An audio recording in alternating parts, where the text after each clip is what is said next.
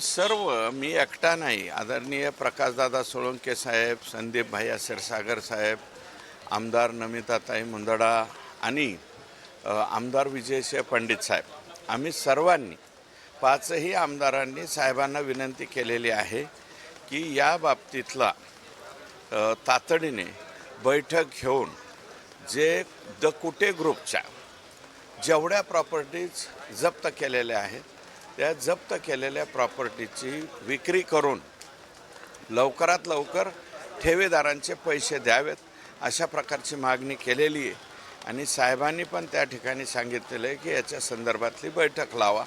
वेगवेगळ्या एजन्सीज आहेत त्या सर्वांची बैठक साहेब लावतील आणि लावल्याच्या नंतर याबाबतीत तेच निर्णय. ज्ञानराधा ठेवीदार म्हणजेच ज्ञानराधा, ते द कुटे ग्रुप हे त्यांच्या सर्व जे काही प्रोजेक्ट्स होते त्याचं नाव आहे आणि ज्ञानराधा हे त्यांचीच आहे.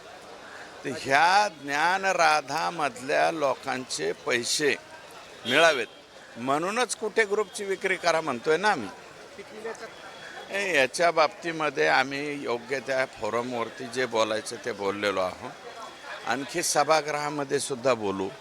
इथे जर बोललो तर ते उचित होणार नाही. जे काय बोलायचे ते हाऊसमध्ये.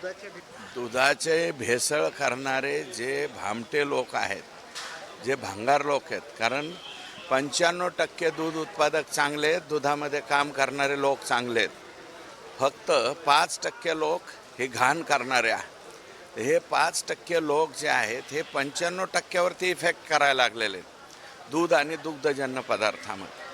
त्याच्यामुळं यांच्यावरती मोका लावला पाहिजे ही आमची मागणी.